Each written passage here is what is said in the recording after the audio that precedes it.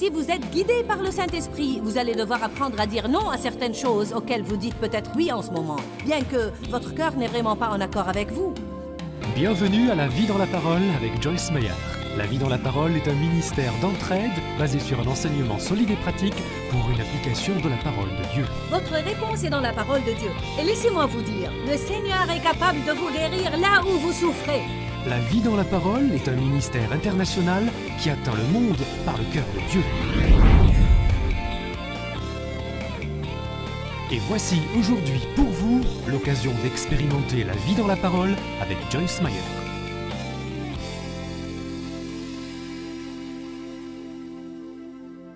Dans chaque domaine de votre vie, si vous n'avez pas l'équilibre, vous allez vous épuiser. Vous pouvez même perdre l'équilibre spirituellement, au point de passer tellement de temps en essayant de prier, d'étudier, d'aller à des réunions de prière et de faire des activités spirituelles jusqu'à vous effondrer spirituellement. L'effondrement est une chose grave, car une fois qu'une personne s'effondre, elle ne voudrait normalement plus rien avoir à faire avec la chose. C'est comme « éloigne-toi de moi ». Je me rappelle une fois que j'avais fait 13 conférences d'affilée, 13 week-ends d'affilée. J'en parlais avec Dave aujourd'hui. Je ne sais même pas comment je l'ai fait. J'étais évidemment plus jeune, mais je ne peux pas le faire maintenant, je peux vous le garantir. J'étais si épuisée d'avoir fait la même chose encore et encore et encore, que lorsque je suis revenue à Saint-Louis, je suis passée devant mon bureau et j'ai tiré la langue à mes bureaux. Je ne voulais même pas entendre le nom ministère de Joyce Meyer. C'était comme... J'étais devenue domestique. D'habitude, je ne cuisine jamais, car je n'en ai pas le temps. Mais je suis allée à l'épicerie et je voulais cuisiner beaucoup de plats. Je voulais tout faire, sauf les choses spirituelles. Si vous faites la même chose encore et encore et encore et encore et encore, vous vous lassez vraiment d'elle. Dieu nous a créés de sorte que nous avons besoin de variété dans notre vie.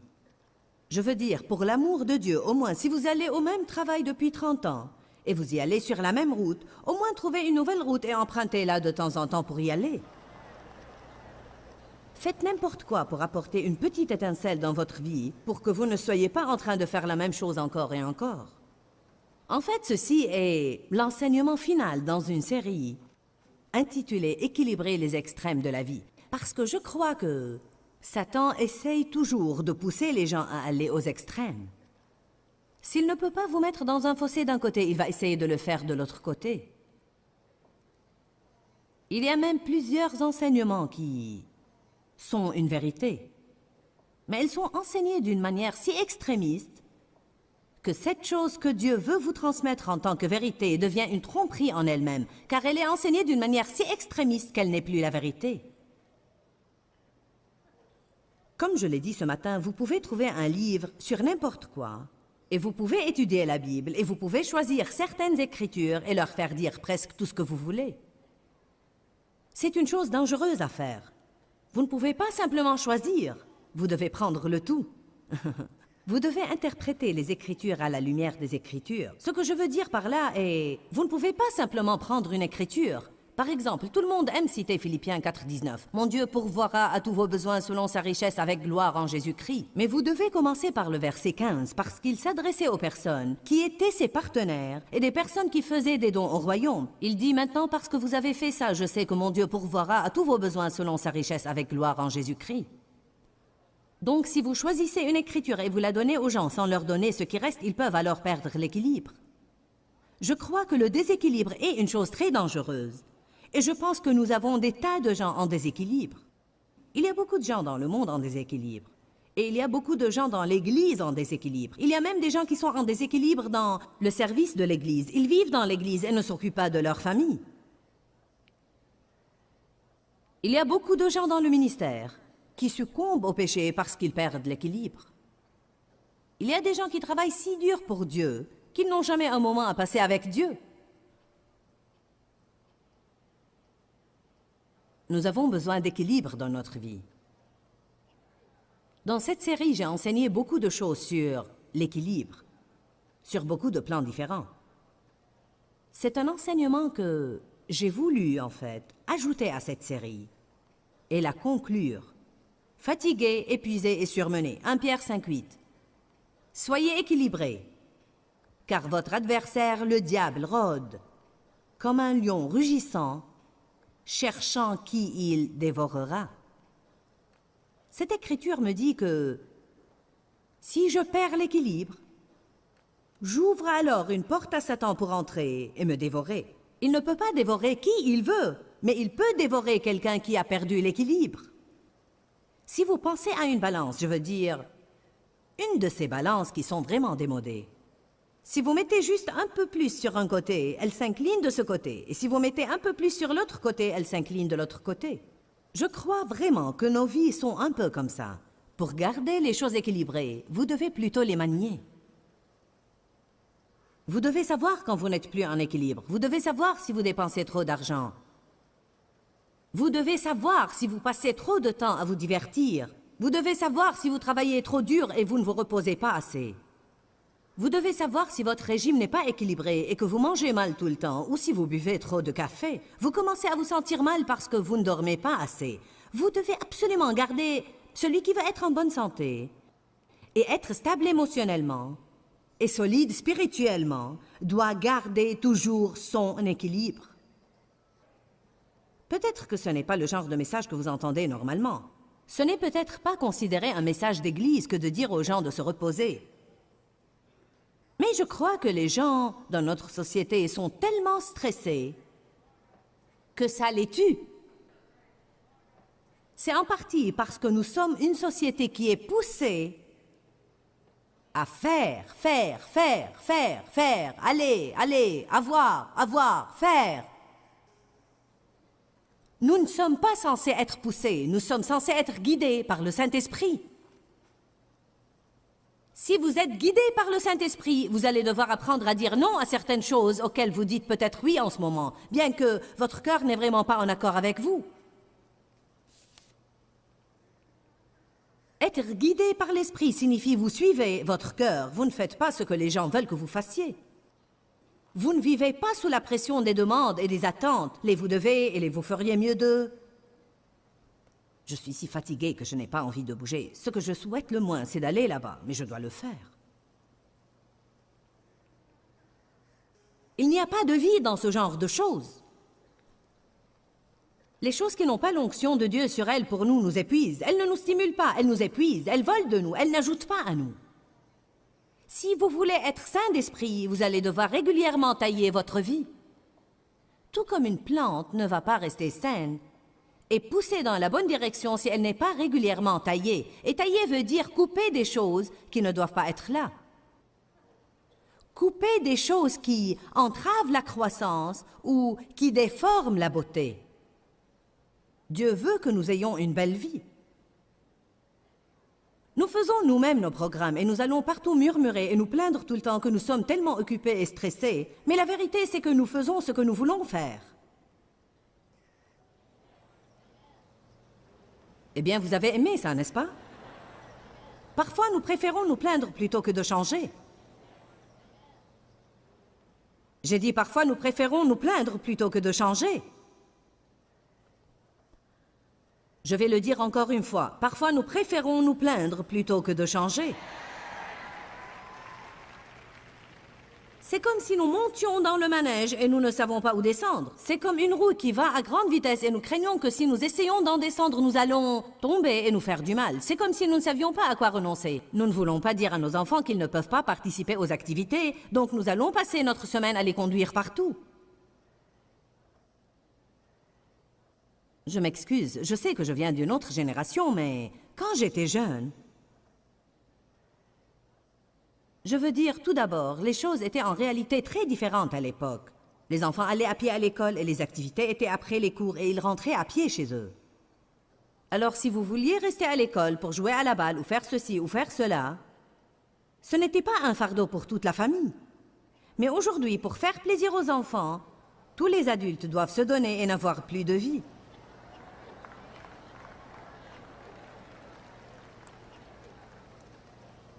Eh bien, nous voulons que nos enfants participent. Ils doivent participer, mais ils ne doivent pas participer à tout. Pourquoi devez-vous toujours être celui qui doit payer le prix? Partagez-le avec la famille. Faites certaines choses que vous voulez faire, laissez-les faire certaines choses qu'ils veulent faire. Mais quand une personne fait tout ce qu'elle veut et une autre personne est toujours en train de payer, les choses deviennent déséquilibrées. Si nous laissons les gens faire tout ce qu'ils veulent, nous leur apprenons à être égoïstes. Et ainsi, ils auront des problèmes dans leur mariage. Des problèmes quand ils vont sortir et essayer de survivre. Nous sommes tous accros aux distractions. Je trouve intéressant qu'il y ait des milliards de dollars dépensés sur les distractions et les gens ne semblent toujours pas être assez divertis. Je peux presque vous garantir que la plupart d'entre vous se sont divertis davantage ici ce soir que dans la plupart des lieux de distraction coûteuses pour lesquels vous payez votre argent.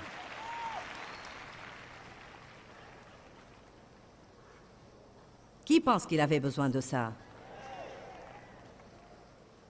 Je ne le fais pas trop souvent, mais j'ai hésité à propos du sujet à enseigner ce soir. Eh bien, je ne savais pas. Devrais-je l'enseigner ou non? Et le Saint-Esprit m'a dit, exécute ton plan initial, ils en ont besoin. Et je crois que Dieu a amené beaucoup de gens ce soir qui n'ont pas d'équilibre à un certain niveau. Vous avez prié Dieu de vous aider. Priez pour un peu de simplicité dans votre vie, pour être saint d'esprit dans votre vie. Vous ne saviez que faire. Et une partie de la raison pour laquelle vous ne saviez que faire, c'est parce que vous essayez de faire plaisir à tous ceux que vous connaissez. Bon sermon, Sir Joyce. Merci, je vais continuer.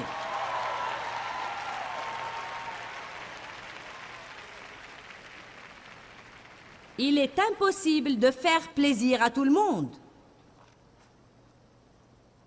Vous allez certainement avoir quelques limites dans votre vie. Un des premiers mots limites que vous devez apprendre est « non ». Amen. Matthieu 11, 28.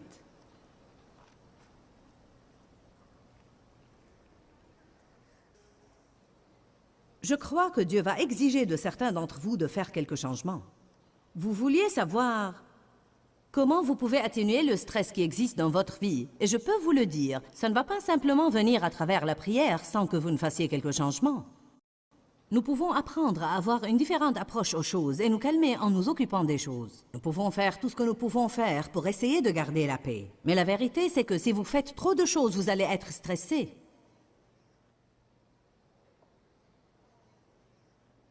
Jésus dit dans Matthieu 11, 28, « Venez à moi, vous tous qui êtes fatigués et chargés. »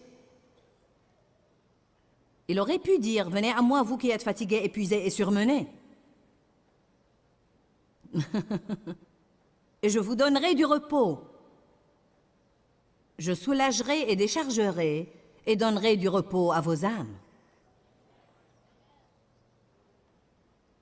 Chaque fois que nous sentons que nous sommes sur le point de nous effondrer, nous devons aller à Jésus. Nous devons nous rappeler, venez à moi, vous tous qui êtes fatigués. Venez à moi, vous tous qui êtes épuisés et surmenés. Jésus, après avoir servi, disait à ses disciples, venez qu'on se repose un moment.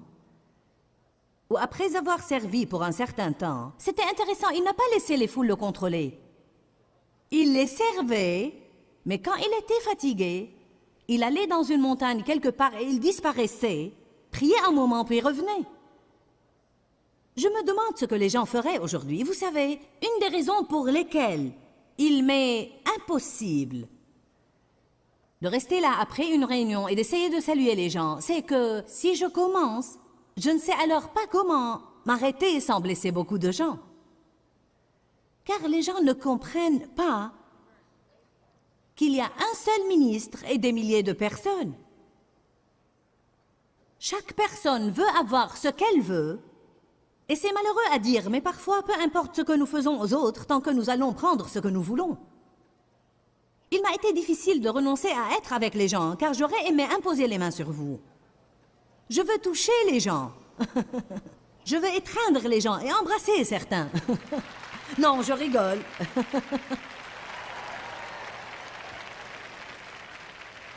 Ce n'est pas forcément amusant d'entrer par la porte de derrière et de venir ici, puis sortir par la porte de derrière et toujours avoir à m'éclipser furtivement. Mais qu'arriverait-il, à votre avis, si vous aviez 2000 personnes en rang auxquelles vous devez serrer la main et signer les livres et parler à 500 d'elles, et vous vous fatiguez et vous quittez brusquement? Les gens auront une crise de colère. Mais Jésus l'a fait. Et il s'en allait dans une montagne pour prier. Et il s'en allait dans une montagne pour prier. Et les gens le suivaient dans les montagnes.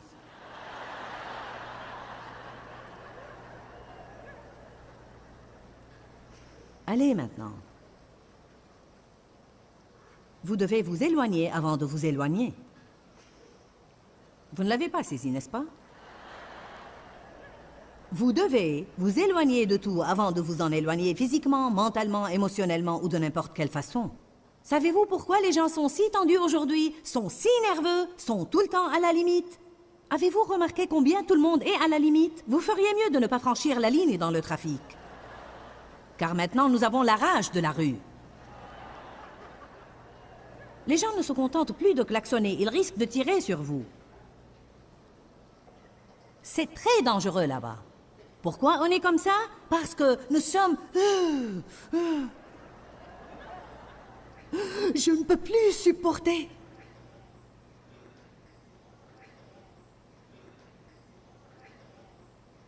La meilleure chose au monde que vous puissiez faire, c'est de passer quelques bonnes nuits.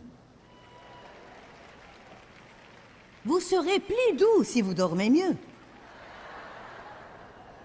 Bonjour. Vous serez plus facile à vivre si vous dormez mieux.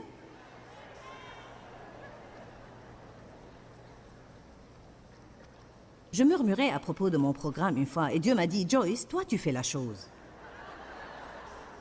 Je ne t'ai jamais dit de faire tout ça. Pourquoi nous sentons-nous si contraints à faire autant, à faire tout ce qui pourrait être fait et à faire tout ce que tout le monde fait, à être engagé en tout et savoir tout et écouter tout et être partout? Alléluia! Allez à Exode. Nous allons devoir revenir aux 10 commandements. Exode 21. Alors Dieu prononça toutes ces paroles. Je suis l'Éternel ton Dieu, qui t'ai fait sortir du pays d'Égypte, de la maison de servitude. Numéro 1, tu n'auras pas d'autre Dieu devant ma face. Tu ne te feras point d'image taillée pour te prosterner et la servir. Verset 7. Tu ne prendras point le nom de l'Éternel ton Dieu en vain. Verset 8. Souviens-toi du jour du repos pour le sanctifier. Éloigne-toi du travail ordinaire et consacre-toi à Dieu. Tu travailleras 6 jours et tu feras tout ton ouvrage. Mais le 7e jour est le jour du repos de l'Éternel ton Dieu. Tu n'y feras aucun ouvrage, ni toi, ni ton fils, ni ta fille, ni ton serviteur, ni ta servante, ni ton bétail, ni l'étranger qui est dans tes portes. Car en 6 jours l'Éternel a fait les cieux et la terre, la mer et tout ce qui y est contenu, et il s'est reposé le 7e jour. C'est pourquoi l'Éternel a béni le jour du repos et l'a sanctifié et l'a mis à part pour ses desseins. Maintenant, je savais que ça allait être vraiment calme après avoir lu ça. Car tout de suite, les gens pensent, eh bien, le jour du repos est sous la loi. L'est-il vraiment? Ou ne l'est-il pas? Laissez-moi vous dire pour ne pas vous rebuter avant même de commencer.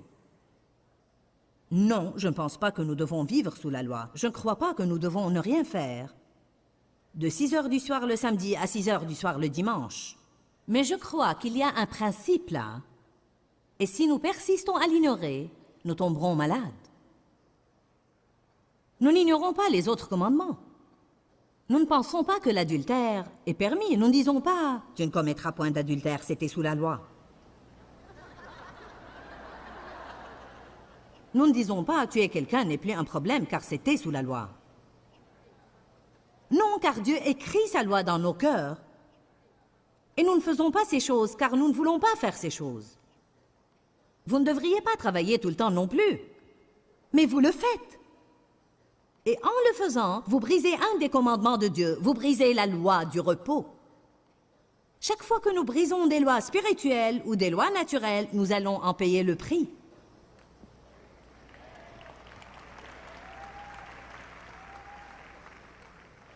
Je sais quand je dis ça que je dois vous en parler un peu plus.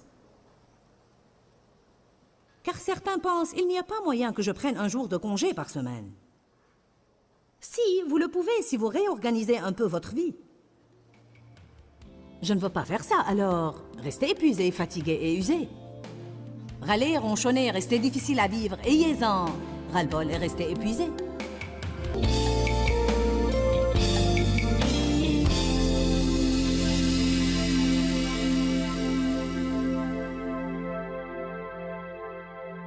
Nous avons intitulé notre enseignement « Fatigué, épuisé et surmené ». Et je suis sûre que quand vous avez vu ce titre, 1 million de vous ont dit « Amen, j'avais besoin de ça aujourd'hui ». Si nous n'avons pas d'équilibre dans notre vie, nous allons nous effondrer, même s'il s'agit d'une chose que nous sommes appelés à faire. Un mot très important que nous devons tous apprendre, c'est « non ». Suivez votre cœur, pas les gens. Nous voulons tous jouir de notre vie. Et pour faire cela, nous devons rétablir l'équilibre dans tous les domaines de notre vie. Encore une fois, vous devez suivre les conseils du Saint-Esprit. Vous ne pouvez pas faire ce qui fait plaisir aux gens tout le temps et vous ne pouvez même pas faire ce qui vous fait plaisir tout le temps. Il y a une partie de nous qui est guidée par l'Esprit, ou du moins cherche à l'être, et il y a une autre partie de nous qui est la partie charnelle. Parfois, je veux faire des choses qui ne sont pas bonnes pour moi. Ensuite, je détecte la sagesse du Saint-Esprit en moi qui me dit « ce n'est pas une bonne chose ». Et je dois faire un choix. Nous devons mener des vies équilibrées. Pour clôturer aujourd'hui, je veux juste prier pour que vous ayez l'équilibre dans votre vie. L'équilibre dans votre vie spirituelle et dans votre vie physique. Je veux prier pour que tout dans votre vie soit équilibré. Père, nous venons à toi au nom de Jésus. Je t'aime, Seigneur, et je sais qu'il y a beaucoup de gens qui nous regardent en ce moment et qui t'aiment, mais qui parfois perdent l'équilibre. Nous n'avons pas vraiment recours à la sagesse et nous perdons l'équilibre. Nous te demandons de nous pardonner. Et Seigneur, je te prie d'orienter ta lumière sur tout point dans leur vie qui n'est pas en équilibre et de leur donner la grâce de faire le changement qu'il faut pour qu'ils soient des flambeaux pour toi au lieu de brûler et de s'effondrer. Nous ne voulons pas qu'ils s'effondrent pour faire plaisir au diable. Nous voulons accomplir et compléter ton appel sur notre vie et te faire plaisir. Dieu, aide-nous sur ce plan essentiel et aide-nous à atténuer le stress dans notre vie et même à le supprimer de notre vie. Tu veux que nous ayons la paix et la joie, pas le stress. Je le demande au nom de Jésus. Amen. Que Dieu vous bénisse. J'attends de vous revoir bientôt. Quand, Seigneur, quand? Dans ce livret, Joyce Meyer vous apprend à faire confiance au temps de Dieu. Pour obtenir ce livret gratuitement, écrivez-nous à Joyce Meyer, boîte postale 40095-6300, Larnaca, Chypre. Ou bien visitez notre site web www.joycemeyerme.org/fr.